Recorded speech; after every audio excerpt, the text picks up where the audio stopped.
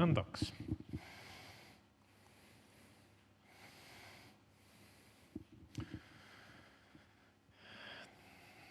Rõõm teiega siin olla. Ja eelmine kord Sander tegi musta töö ära, rääkis põrgust ja mul kästi siis paradiisist rääkida.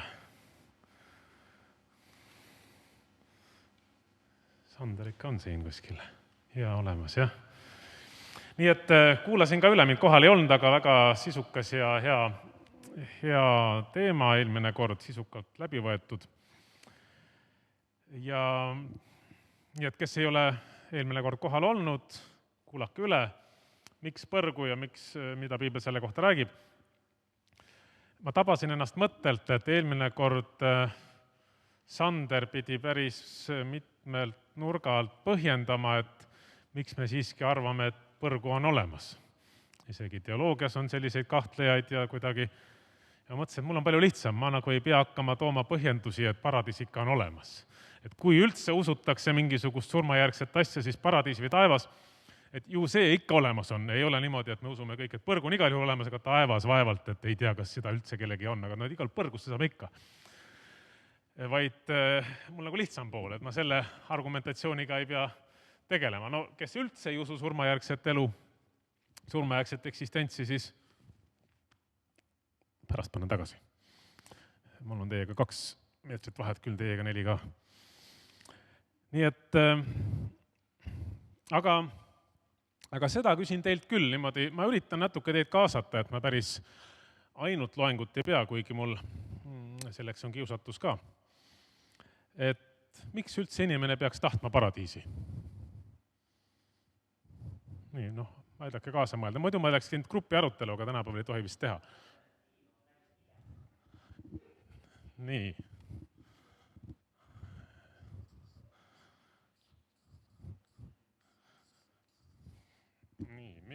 Miks? Võtame midagi. Tundub, et nad kõik on kuidagi nigel, jah.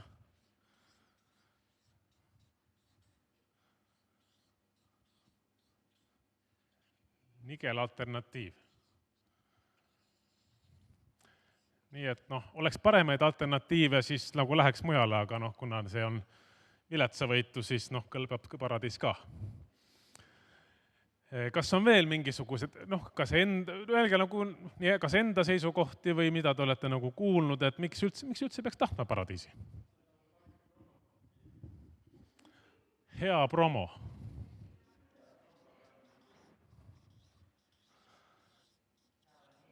Et see põrgu promoosakond on kuidagi alla jäänud. Ei tea, minule tundub, et tänapäeval see põrgu promoosakond on kõvasti edusamme teinud. Yes.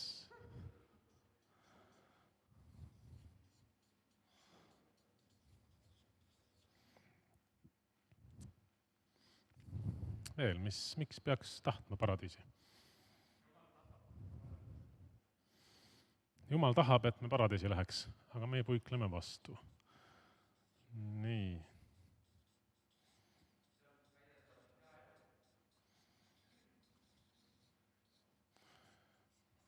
Hea olla. Hea elu.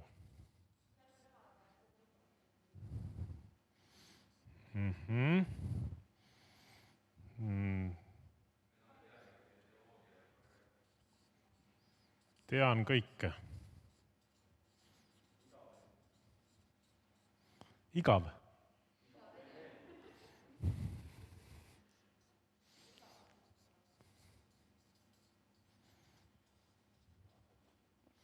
Nii, ma kirjutasin suurelt, sai täis, aga äkki mõnel on veel midagi lisada. Pole pattu, jah.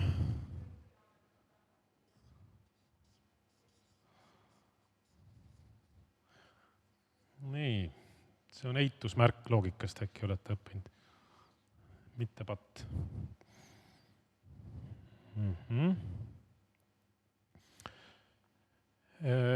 Nigel alternatiiv, hea promo, Jeesus on seal, Jumal tahab, hea elu, pattu ei ole, tean kõike, igavene. Kas kõik tahavad paradiisi? No teie jah, aga nii üldse. Kas peaks ju kõik tahtma, olete kohanud inimesi, kes ei taha paradiisi? Miks nad ei taha? Mis nad ütlevad? Igavesed kooriharjutused, jah, ja üldse igav pidi olema seal.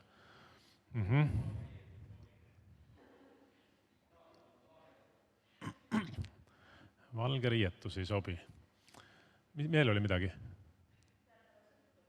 Sõpru pole seal, jah? No kui Jeesusega sõber oled, siis vähemalt üks on, aga kui temaga ka ei ole, siis on tõesti igav.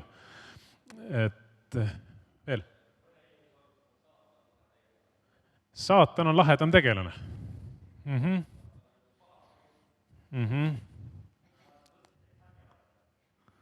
Ütle veel. Lutsiferi sarja tuleb vaadata, siis teab, et lahe on, jah. Mina arvan, et selles osas küll see põrgu pool on head promo teinud. Et seal on lahedam. Ja et see promo pool, no võib-olla siin maailmas on selline 50-50, aga kuidas? Piiblis on hea taevapromo ja meie peaksime olema siis nagu selle edastajad, jah? On vist nii?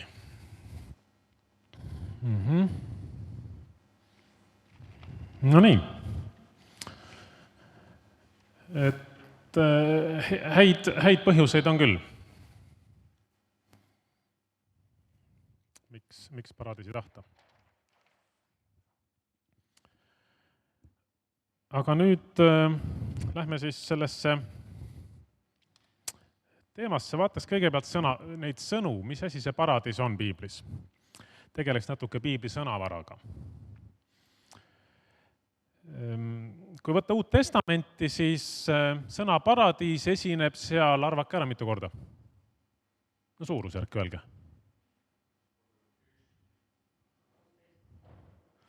3 korda kõigest.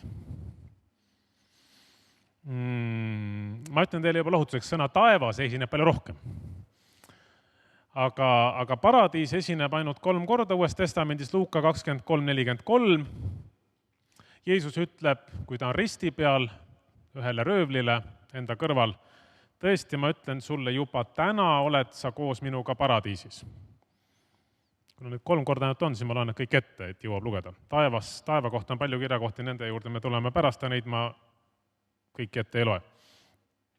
Nii et risti peal Jeesus ütleb ühele oma kaaskannatajatest, teisele ristilöödule, täna pead sa olema minuga paradiisis. Seda ta ütleb siis pärast seda, kui too on tunnustanud Jeesust ja öelnud, et andnud mõista, et sina oled ikka üks õige. Aga mida me sellest ühest lausest siis paradiisi kohta kätte saame, et juba täna see on midagi, kuhu inimene võib sattuda kohe pärast surma. Mingi vahetult, juba täna, see ei anna nagu kahetiselt mõista. Sama mõte küll ilma paradiisi sõnata kordub tähendamissõnas või loos Vaesest Laatsarusest ja rikkast mehest. Seal on juttu põrgust ja siis põrgu vastandist, seal sõna paradiis ei ole, aga pärast seda surma kohe see vaene Laatsarus läheb siis sellesse heasse paika, seal on Abrahami sülle.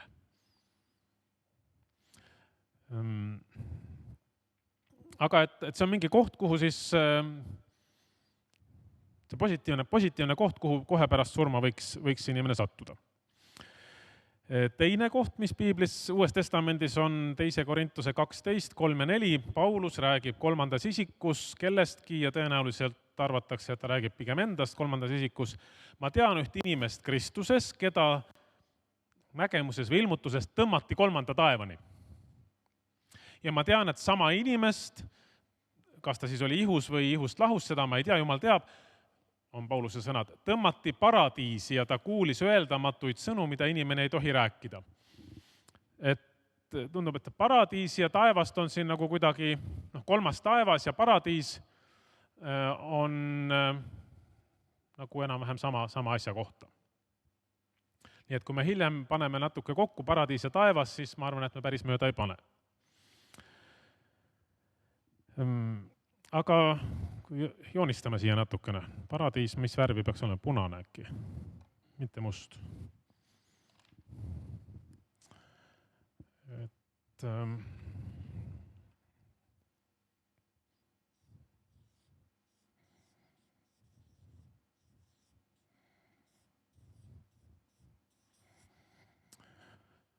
paradiis ja siis seal üleval on ikkagi selline pilve moodi asi, eks ju. On paradiis. Kolmas kirjakoht on Ilmutuse raamatu 2.7, kellel kõrv on, see kuulgu, mida Jumala vaim ütleb kogudustele. Võitjale ma annan süüa elupuust, mis on Jumala paradiisis. Kui need kaks esimest ütlevad sellist nagu vahetult pärast surma, et midagi juhtub, inimene võiks olla paradiisis või selles ilmutuses, et mind viidi sinna paradiisi 3. taevasse, on midagi nagu siin olevikulist või käegakatsutavat või lähedast, siis see kolmas kirjakoht annab viite, et ajastu lõpul selline eschatoloogiline võõrsõnaga, tulevikuline, et tulevikus on paradiis, kus siis antakse süüa elupuust neile, kes on võitjad, kes on siit koos Kristusega läinud ja lõpuni vastu pidanud. Ja paradiis on siis Kristuse kingitus neile, kes lõpuni vastu peavad.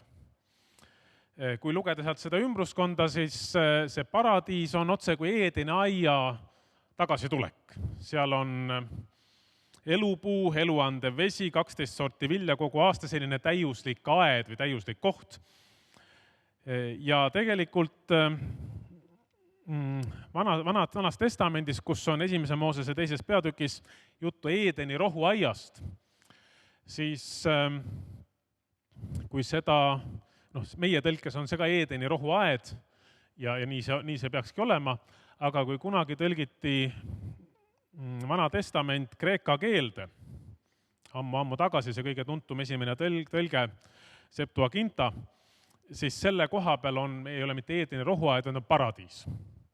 Nii et see paradiis on midagi nagu sarnast Eedeni rohuaiale, mingisuguses mõttes. Täiuslik paik, kus on Jumal ja kus on kõike seda. Kõike seda, mida inimene võiks täiuslikkuses igatseda. Nii et tasub seda oodata, paradiisi tasub oodata. Nüüd sõna taevas esineb Uues Testamendis väga palju rohkem. Mis on taevas? Taevas on Jumala asupaik. Näiteks 5. Moosese 26. peatükis vaata Jumal oma pühast eluasemest taevast. Ja meie isa palve algab kuidas? Meie isa, kes sa oled taevas. See on Jumala koht, Jumala asupaik, Jumal on taevas. Nii et paneme siia ka taevas.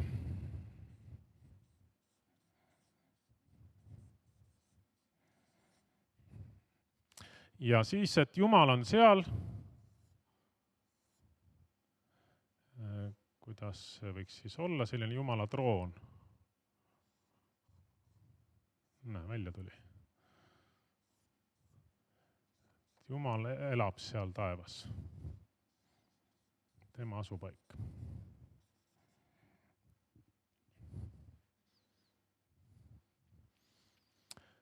Miks me siia kedagi peale ei joonistanud? Sest Jumalat ei tohi joonistada. Ja isegi Ilmutuse raamatus on juttu Jeesusest ja aujärjest, aga Jumalast endast, Jumalat ennast seal ei kirjelda, kes seal on, nii et jätame selle tühjaks. Jumala asupaik, Jumala troon. Jumal on taevas. Aga seal taevas pole Jumal mitte üksinda. Koos Jumalaga on palju teisi. Näiteks taevavägi kummardab sind. Nehemias on selline juttu, seal taevaväed, mis iganes see on.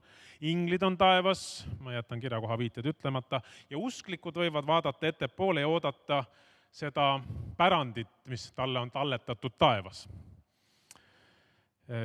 Ja nii et taevas, paradiis, Jumal on seal. Te andsite sinna sisu juba, teisel leheküljel oli. Kui nüüd piibliuurijad vaatavad natuke süvitsi sellesse, siis natuke on arutletud selle üle, ma viskan selle teile välja, aga ma edaspidi kasutan siiski taevas ja paradiis täna sünonüümina, et võib-olla paradiis on mingi selline osa taevast või taeva eesõu või ooteruum mingis mõttes, et teeme siia sellise väikse punktiiri ots ümber. Et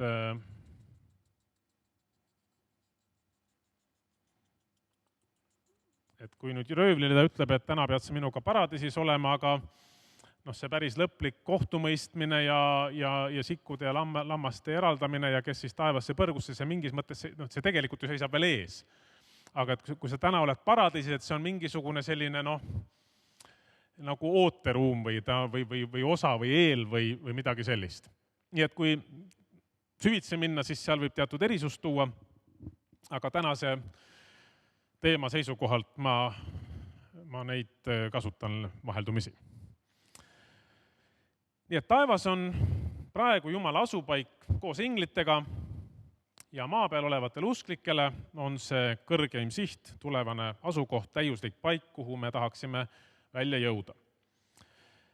Ja mis on nüüd oluline siin juures, et taevasse või paradiisi jõudmine ei ole lihtsalt mitte parimasse kohta jõudmine, vaid see on Jumala koju jõudmine, et Jumal on vältimatult seal. Mõned tahaksid nagu paradiisi saada lihtsalt, et Jumal on nagu paratamatu pahe seal võib-olla või et me võime tema, kui ta seal on, aga paradiis on lihtsalt selline hea koht, kus oleks nagu kõik kõige parem.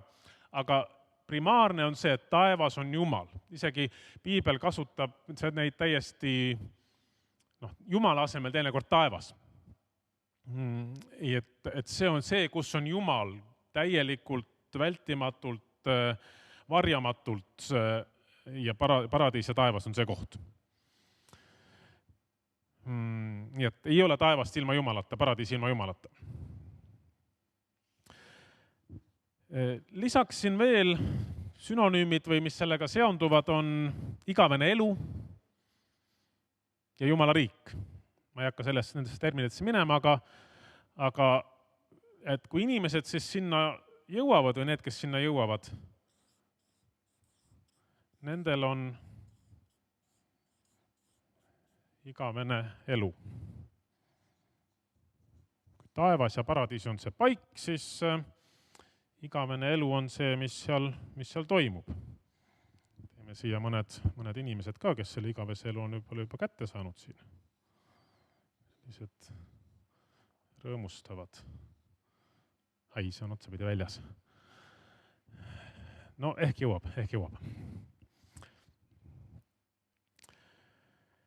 Nii et see on paradiis, taevas, Jumala asupaik, igavene elu on seal, tulevane asi, pärast surma igal juhul. Aga kuidas sinna paradiisi siis saada, on meie suur teine küsimus. Küsin jälle teilt, et mis siis on võimalikud variandid, mida arvatakse, kuidas sinna paradiisi võiks saada? Kui nagu tahaks saada, mis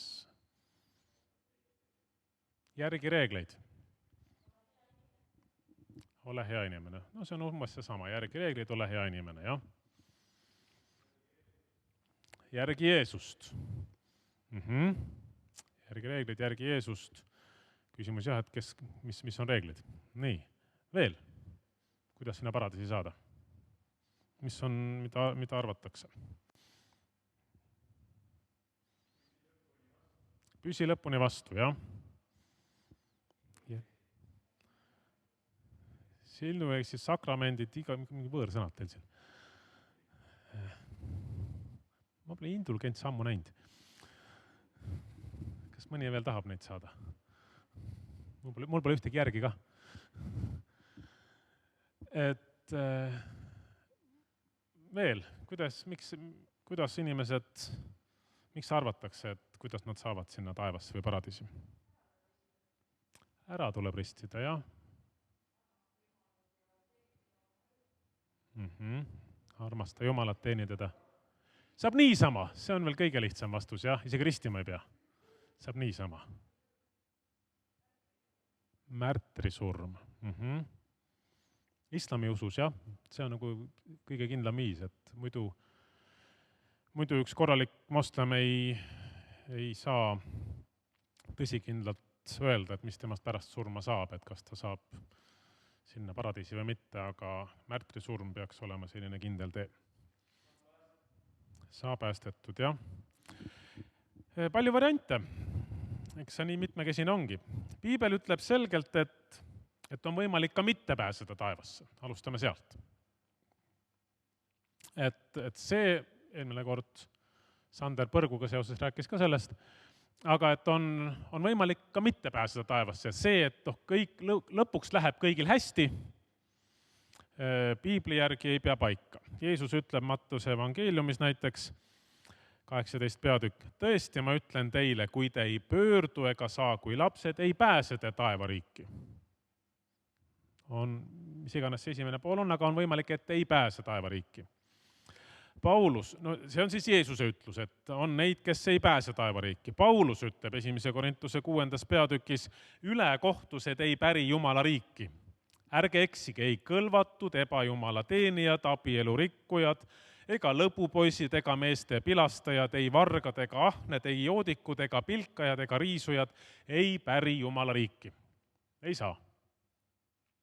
Kuid, sealt edasi kohe, ta ütleb, sellised olid mõned teiegi seast, kuid te olete puhtaks pestud.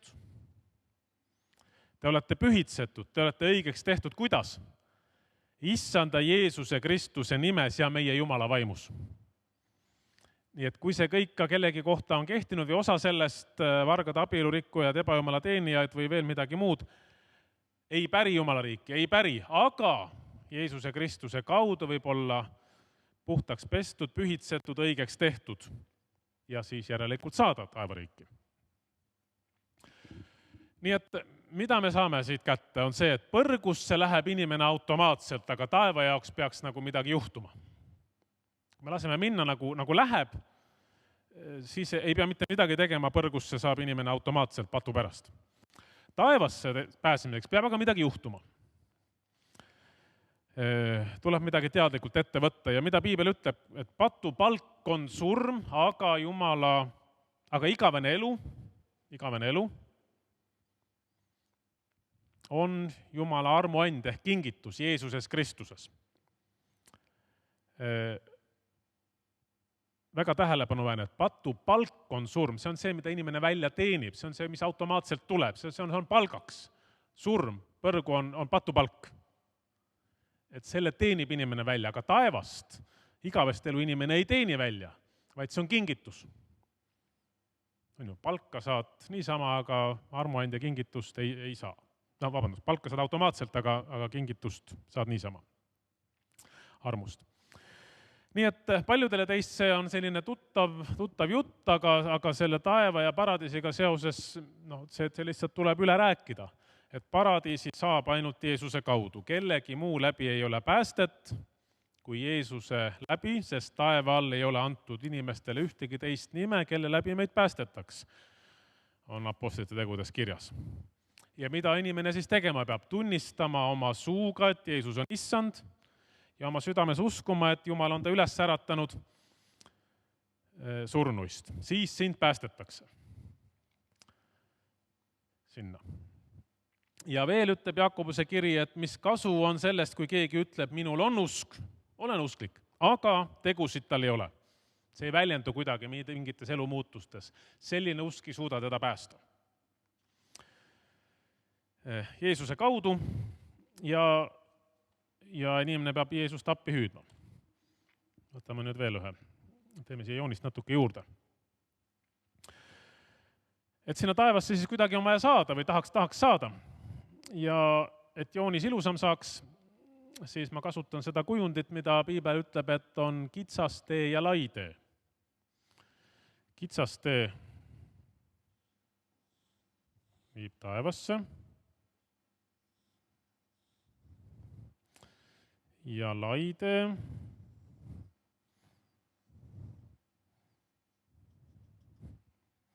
viib hukatusse. Seda pildi peal ei ole. Ja see kitsa tee väravaks on siis Kristuse lunastus. Ja oluline on see, et sellel kitsal teel siis Kristusega koos tuleb käia kuni elu lõpuni, mitte ainult, et korra, vaid minna elu lõpuni. Kes vastu peab lõpuni, see pääseb, ütleb Jeesus Mattuse 24 peatükk. Ja sinna juurde ütleb ka, miks siis paljud lõpuni vastu ei pea. Kindlasti need põhjused on rohkem, aga selles konkreetses kirjakohas ütleb ta, palju valeprohveteid tõuseb, need eksitavad paljusid, on neid, kes kuulutavad vaimulikke asju, aga valesti teevad, eksitavad ära. palju. Ja ütleb veel, ülekohus võtab võimust ja siis paljude armastus Jumala vastu jahtub. Nii et on neid, kes kukuvad sealt kitsalt teelt maha välja enne kui jõuavad finišisse. Ja põhjuseid on mitmeid. Tuleb lihtsalt mitte ainult seda alustada, vaid ka lõpuni vastu pidada, lõpuni käia. See võib tunduda kuidagi selline suur pingutamine, et nüüd ma pean pingutama, aga see seal teel käimine ei ole midagi muud kui lihtsalt Jeesuse lähedal hoidmine. Hiljuti siin üks inimene pöördus ja ütles, et mis hiljuti möödunud aasta lõpus sellises keskeas võttis Jeesuse vastu ja ütles, et tema jaoks on selline kujund, et jah, mul on palju probleeme elus ja kõik selline pimedust või sellist tundmatust on palju elus, aga nüüd ma hoian kellegi käest kinni ja ma tean, et tema teab, kuhu minna. Ja see ongi umbes see siin kitsateel käia, hoida Jeesusest kinni ja tema teab, kuhu minna.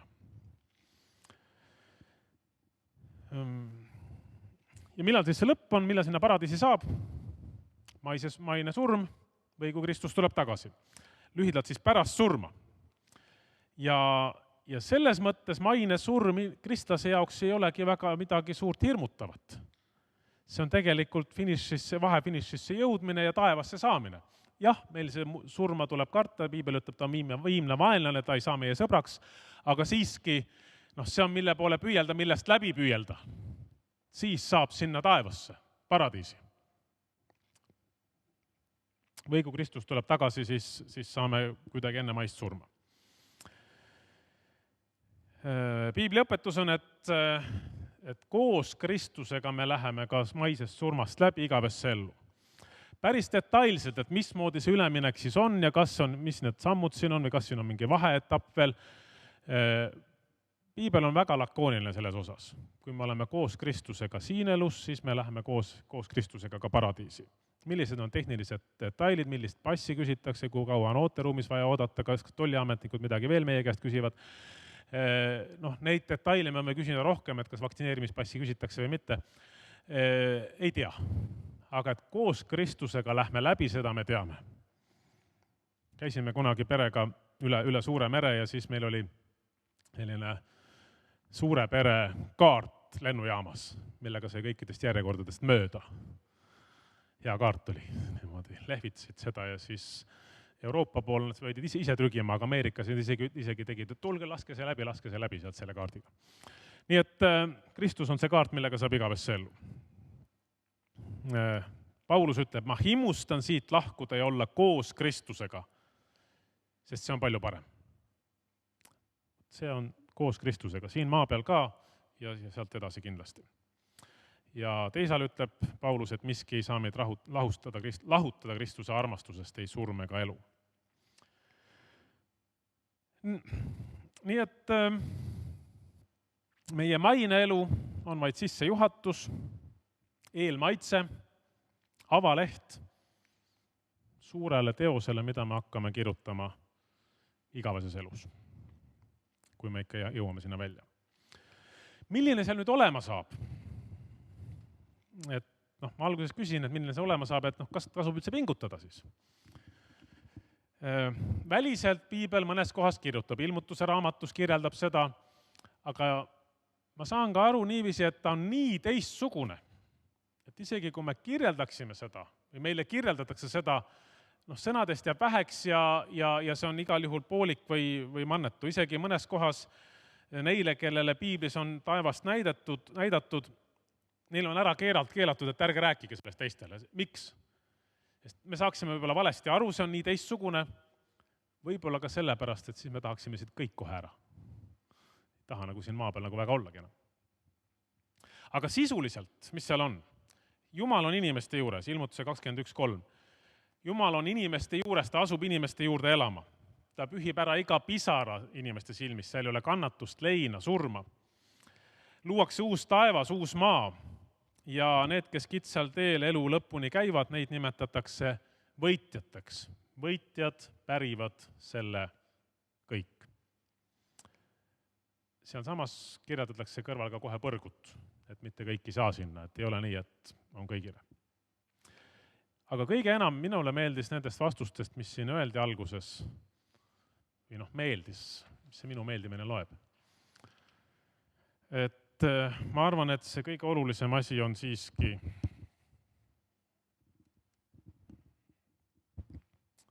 see.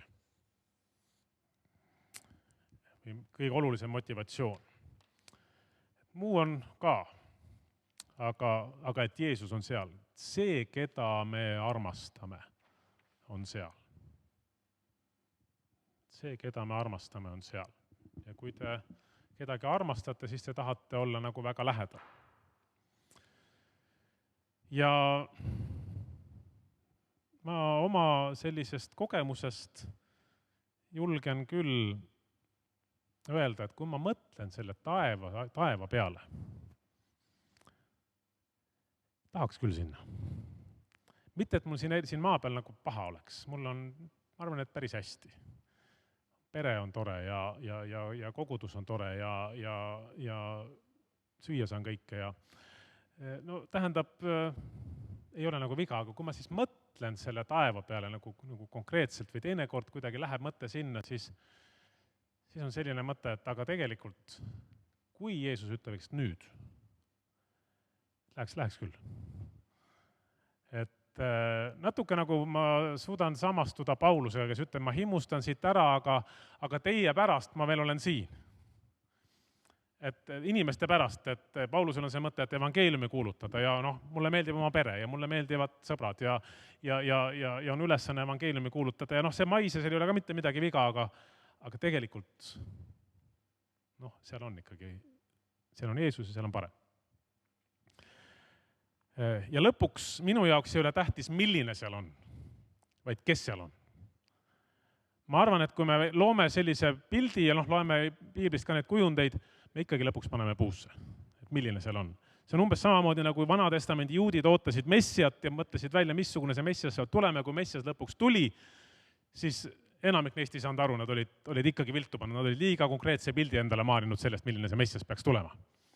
Kui me väga konkreetseks selle paradiisi endale mõtleme, et mitu burgerit päevas saab ja kes seal veel kõik on, et siis me võime võib-olla pettuda. Aga et oluline on, kes seal on.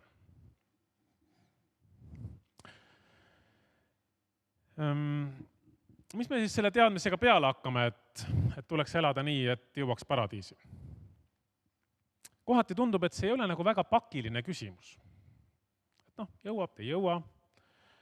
Aga tegelikult Piibli sõnum on, et meil on vaja selleks ette valmistuda. Et kui see kätte jõuab, kas meie isiklik surm või see Kristuse taastulek, et see tuleb ikkagi meile ootamatult. Ja siis ajalises mõttes.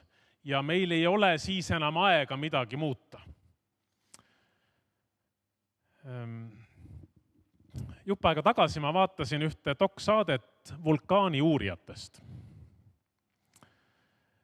Vulkaanide uurijatest uurisid vulkaane ja siis andsid juhiseid inimestele, kes elasid vulkaanide lähedal, et kui purskama hakkab, et mida siis teha. Ja minu jaoks oli selliseks tähendamissõnaks Jeesusest ja Jeesuse uurijatest. Aga nüüd sinna vulkaani uurijate juurde. Pikk dokfilm oli põnev, huvitav. Kuniks vulkaan ei purska, siis teadlased käivad seda seal uurimas kuni kraatri-servani välja, kuniks ta ei purska. Kraatri-servani välja, lendavad seal mingisuguste helikopteritega üle tossava vulkaani suudme, pildistavad, uurivad seda, mõõdavad teatud väävliaurude sisaldust, nende levimise suunda ja see vulkaan näib ikkagi natukene elevust tekitav, aga piisavalt ohutu ja usaldusväärne, ligipääsetav. Ja mis on uurijate eesmärgiks? Püüda saada aru vulkaani toimimisest. Modelleerida, mismoodi see laava võiks sealt välja pursates, siis kuhu suunas minna ja kuidas need käigud seal on ja kuhu suunas see võiks pursata. Ja realistlikult ka ennustada, kuhu suunas laava voolab purske korral, et siis hoiatada neid inimesi, kes külades elavad seal ümber kaudu. Ja selle järgi, selles dokfilmis näidati, nad on ette valmistanud rahvale põgenemistee. Et kuhu suunas joosta ja aega on 3-5 minutit, kui vulkaan tegelikult purskama hakkab. Et 3-5 minuti jooksul kuhu joosta, millised on need kohad, kuhu tõenäoliselt vulkaani laava ei tule. Ja seal oli veel andmeid, et laava voolab umbes 60-80 kilomeetrit tunnis, aga palju kiiremini levib see tulikuum gaas. Ja nende arvutuste kohaselt tuli välja, et ohutuim koht on täiesti ebaloogiline. Tuleb joosta vulkaani suunas purskamise ajal. Vulkaani suunas asuvale kõrgemale künkale. Ja seda nad siis püüdsid külaelanikele, sellistele üsna harimatutele külaelanikele kuskil džunglis selgitada, et kui vulkaan läheb purskama, siis jooksete sinna vulkaani suunas. Sest seal on kõrgem küngas ja sinna laava ei voola. See oli selle konkreetse vulkaaniga, see ei ole mitte igikestev õpetus kõikide vulkaanide kohta, aga selle konkreetse puhul. Nüüd kaugelt, kui vaadata vulkaani purskamist, on päris tore. Selline ilutulestik ja teed pilte ja võid naerda, aga lähedalt kehtib vulkaani puhul sama, mis Jeesuse kohta. Kui ta tuleb, siis iga põlv nõtkub ja iga keel tunnistab. Siis on tõsine värk. Siis ei hakka keegi enam kahtlema, et ei tea, kas ta üldse kunagi purskama hakkab ja eks me siin ikka mõtleme selle asja üle veel järgi ja kui purskab, siis on kõik jooksevad kuhugi, ainult et osad teavad, kuhu joosta ja teised ei tea, kuhu joosta. Ja kui Jeesus tuleb tagasi, siis on kõigil selge, et nüüd on käes. Ainult, et kuhu joosta. Seal dokfilmis selle vulkaani kohta oli küsimus, millal vulkaan purskama hakkab. Millal siis on vaja joosta? Ta ütles, et keskmiselt iga 100 aasta tagant. Aga seal juba mitu aastat andis vulkaan märku sellest, et varsti tuleb jälle jooksma hakata. Ja vulkaani teadlased olid nüüd need, kellel oli kiire informeerida neid kohalikke elanikke, et mida peaks tegema. Nad nägid vaeva, et selgitada välja pääsede ja õpetada see selgeks kohalikele. Ja külaelanikud olid nagu suht muretud, et me oleme siin ju 50 aastat elanud ja siin ikka kogu aeg hakkama saanud selle vulkaaniga. Ja minu jaoks oli selline tähendamissõna selle Kristuse tuleku ja paradiisi ja Kristuse tagasitulekuga, et praegu on mingis usulises mõttes on aeg, kus vulkaan ei purska. Jeesus ei ilmuta ennast kogu oma väes ja hiilguses ja aus ja kogu oma vägevuses. Aga kui ta purskama hakkab, kui ta tuleb tagasi, siis on meil vaja kindlad pääseteed teada, kuhu joosta. Ja selleks pääseteeks on, et siis tuleb joosta Jeesusele vastu. Vulkaani suunas. Tuleb joosta Jeesusele vastu. Tunda Jeesust ja joosta talle vastu.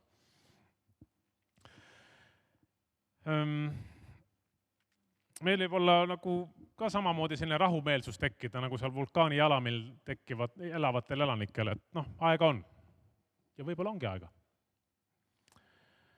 Aga Piibel ütleb, et see on siiski pakiline teema. Kristus võib tulla kohe ja siis saavad väga paljud hukka, sest nad ei tea pääseteed. Ja väga raske on paljudele selgeks teha, et Kristus võib kohe tulla ja siis pole aega enam mõelda või pääseteed otsida. Nii et selleks teekonnaks, kus me oleme, loodetavasti sellel kitsal teel liikumas sinna ülespoole, on lisaks sellele, et hüüda Jeesust appi, on järgi, kuuletu. See, mida me saame ja võiksime kogu aeg teha. Kuulata Jeesust. Alati kõigest ei saa aru, mis Piiblis on. Alati ei saa aru, miks Jeesus mõnda asja ütleb. Aga järgida, hoida käest kinni, kuulata teda. Praegu on Jeesus nagu vulkaan, mis on kaetud kinni ilusate metsadega ja mille tegelikku jõudu me nagu ei kujutagi ette. aga ta on andnud meile pääsetee. Ja kui ta tuleb, siis lõpuks jooksevad kõik. Ja minu palve ja soov on, et me siis teame, kuhu joosta õiges suunas. Ja ikka igatseda seda asja ka natukene. Aamen.